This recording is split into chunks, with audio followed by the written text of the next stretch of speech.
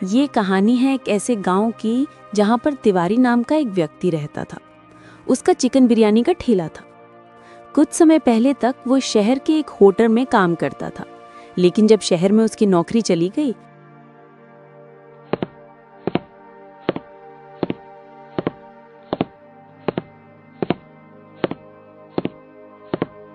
तो उसने गांव लौटकर अपना बिरयानी का ठेला खोल लिया। वाह तिवारी जी, क्या चिकन बिरयानी बनाई है, खा के मजा ही आ गया।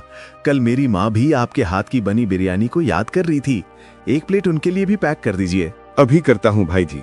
बिरयानी बेचकर तिवारी अपना ठेला लेकर घर आ गया।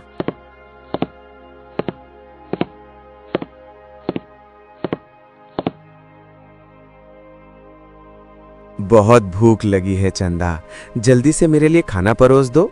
खाना तैयार है जी, आप बैठिए, मैं लेकर आती हूँ। चंदा प्लेट में रोटी, चावल, सलाद और सब्जी परोस कर लाती है। तभी सब्जी देखकर तिवारी कहता है, अरे चंदा, मैंने तुमसे सुबह ही कहा था कि रात को गोश्त मत बनाना, लेकिन तुम फिर से गोश्त बना लाई। हर रोज गोश्त खा खाकर अब मेरा मन भर गया है। ये गोश्त नहीं है जी, आप एक बार खाकर देखिए। तिवारी सब्जी खाता है, उसे स्वाद बिल्कुल गोश्त जैसा लगता है। क्यों झूठ बोल रही हो चंदा, ये तो गोश्त ही है। चकमा खा गए ना आप। ये गोश्त नहीं बल्कि सोयाबीन है। मैंने इसमें मसाले डालकर ऐसे पकाया है कि गोश्त जैसा स्वाद आ गया। सोयाबीन की सब्जी खाकर तिवारी के मन में विचार आता है, अगर मैं अपनी बिरयानी में चिकन की जगह सोयाबीन डाल दूं, तो लागत कम होगी और मुनाफा ज्यादा। अरे चंदा, मैं सोच रहा हूँ कि बिरयानी में चिकन की जगह सोयाबीन डाल दूं, इससे चिकन का खर्चा बच जाएगा। देखो, घर में सोयाबीन चल जाएगा, लेकिन ग्राहकों को मत धोखा देना। अगर सोयाबीन डालनी है तो सोयाबीन बिरयानी के नाम से बेचना। चिकन बिरयानी कहकर लोगों को धोखा मत दो। अरे इसमें दिक्कत क्या है, स्वाद तो एक जैसा ही है, ग्राहक को पता भी नहीं चलेगा। ये कैसी बातें कर रहे हैं आप? लोगों से धोखा करना गलत है। मुझे घर में बेईमानी से कमाया पैसा नहीं चाहिए। अरे चुप करो तुम, कुछ नहीं पता तुम्हें। मैं अच्छी तरह से जानती हूँ, शहर में आप जिस होटल में काम किया करते थे, वहाँ से आपको इसलिए निकाला गया था क्योंकि मालिक से आप ज्यादा पैसे लेकर सस्ता सामान खाना बनाने के लिए लेकर आते थे। देखिए, आप पहले ही गलती कर बैठे हैं, अब दोबारा ऐसा मत कीजिए। हाँ ठीक है, अब मुझे मत समझाओ। तिवारी की पत्नी उसे बहुत समझाती है, लेकिन तिवारी के मन में तो लालच आ गया था।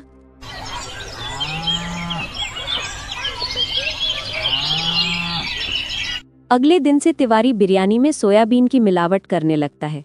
वो बिरयानी में थोड़ा बहुत चिकन डालता है, चिकन के छोटे छोटे टुकड़ों की जगह बहुत सारी सोयाबीन डाल देता है। बिरयानी को बहुत ही अच्छे मसाले से बनाता है कि किसी ग्राहक को उस पर शक ना हो। तिवारी जी, पहले तो बिरयानी में बड़े बड़े चिकन के टुकड़े रहते थे, अब इतने छोटे छोटे टुकड़े क्यों डाल रहे हैं? क्या करूं भाई, जब बड़े टुकड़े डालता था तो सब ग्राहक लड़ने लगते थे, वो टुकड़ा मुझे दो, ये टुकड़ा मुझे दो। इसीलिए अब छोटे टुकड़े ही डालता हूँ, इससे सबको बराबर मिलता है। अच्छा, वैसे कुछ भी कहो, स्वाद तो अभी भी वैसा ही है, चाहे छोटे टुकड़े डालो या बड़े, मजा तो आ ही रहा है। ये सच कहा भाई, जो स्वाद तिवारी जी की चिकन बिरयानी में है वो स्वाद कहीं नहीं है।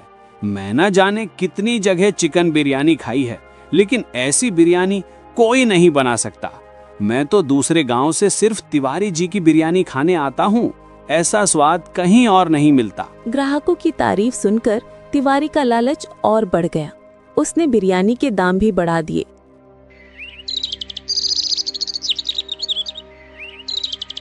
ग्राहक अगले दिन जब बिरयानी खाने आते हैं तो देखते हैं तिवारी ने तो बिरयानी के दाम ही बढ़ा दिए, तो उससे पूछने लगते हैं, अरे तिवारी जी, ये क्या, कल तक बिरयानी इतने में मिलती थी, आज दाम अचानक बढ़ा दिए?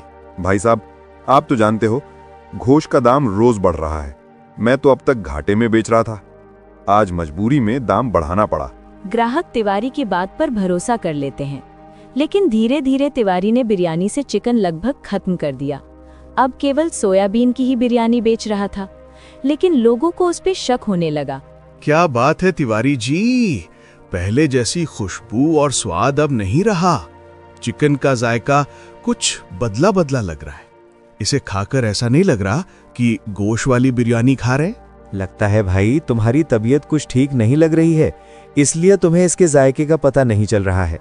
नहीं तिवारी जी, मुझे भी कई दिनों से तुम्हारी बिरयानी में चिकन का वो जायका नजर नहीं आ रहा है। सच कहूं तो नुक्कड़ वाला राजू अब तुमसे अच्छी बिरयानी बनाने लगा है। कैसी बातें कर रहे हो भाई? कहाँ उस राजू की बिरयानी और कहाँ मेरे हाथ की बनी बिरयानी? खैर, आपकी बात पर गौर करूंगा। अगली बार बिरयानी और अच्छे मसालों से बनाऊंगा।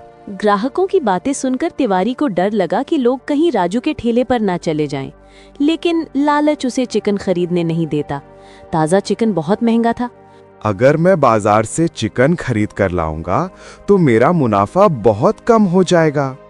बाजार में चिकन बहुत ही महंगा मिलता है, लेकिन अगर चिकन नहीं लाया तो मेरे सारे ग्राहक टूट जाएंगे। मुझे समझ नहीं आ रहा, आखिरकार मैं क्या करूं? यही सोचते हुए तिवारी बाजार में चिकन खरीदने जाता है।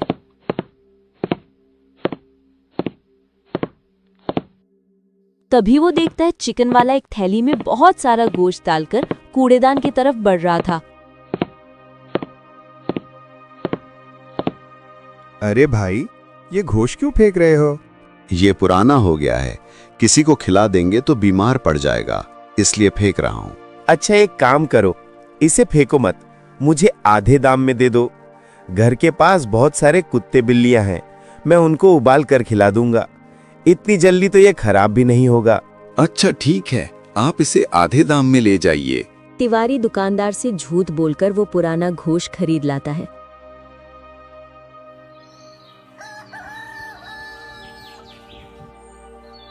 अगले दिन उसी गोश्त की बिरयानी बनाकर ग्राहकों को खिलाता है। अब हर रोज तिवारी किसी न किसी दुकान वाले से खराब गोश्त खरीद कर लाने लगा और इस गोश्त की बिरयानी बनाकर लोगों को खिलाने लगा, जिस वजह से धीरे धीरे उसकी बिरयानी का स्वाद बिगड़ने लगा। अब लोगों ने भी उसके ठेले पर आना बहुत कम कर दिया। ये आपने कैसी बिरयानी बनाई है भाई? अब तो एक निवाला भी नहीं खा सकता। सच में अब तुम्हारे बिरयानी में कोई स्वाद नहीं रहा। इससे अच्छा तो हम घर पर पुलाव ही बना लेते।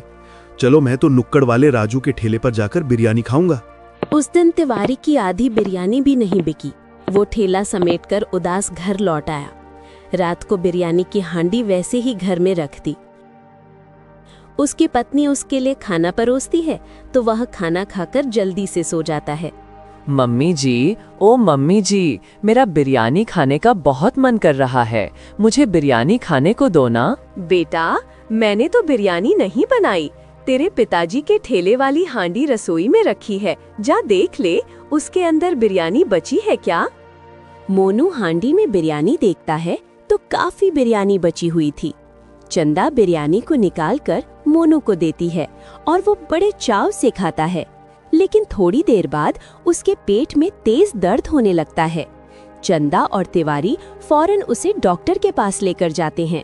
देखिए, खराब खाना खाने से इसे फूड पॉइजनिंग हो गई है। अच्छा हुआ समय पर ले आए, वरना हालत और बिगड़ जाती। आप उसके खाने पीने का ख्याल रखिए, बाहर का कुछ भी खाने को मत दीजिए। लेकिन डॉक्टर साहब, मेरे बेटे ने तो बाहर का कुछ भी नहीं खाया है, मेरे पति के ठेले की बची हुई बिरयानी ही खाई है। शायद उसी से ही इसकी तबीयत खराब हुई है, तो हो सकता है वो बिरयानी खराब हो गई हो। अब आगे से अपने बच्चों का खाने पीने का ध्यान रखिए। अभी उसे ठीक होने में 3-4 दिन का समय लगेगा। ये सब बताकर डॉक्टर वहाँ से चले जाते हैं। तभी चंदा तिवारी से कहती है, मैंने तो बिरयानी को सूंघ कर देखा था, महक तो बिल्कुल ताज़ा लग रही थी। सच सच बताइए, आपने बिरयानी में क्या मिलाया था? अपने बेटे की ऐसी हालत देखकर तिवारी बहुत परेशान हो जाता है और वो चंदा को सब कुछ सच सच बता देता है। मैंने आपसे पहले ही कहा था, बेईमानी का पैसा कभी सुख नहीं देता। आज देख लो, अपने ही बेटे की जान खतरे में पड़ गई। मुझे अपनी गलती का एहसास हो गया चंदा।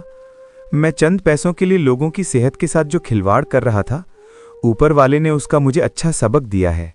ये कहते हुए तिवारी की आंखों से आंसू बहने लगते हैं। उसने कसम खाई कि अब कभी बिरयानी में मिलावट नहीं करेगा। फिर से ताज़ा चिकन लाकर बिरयानी बनाने लगा। धीरे धीरे लोग उसके ठेले पर लौट आए।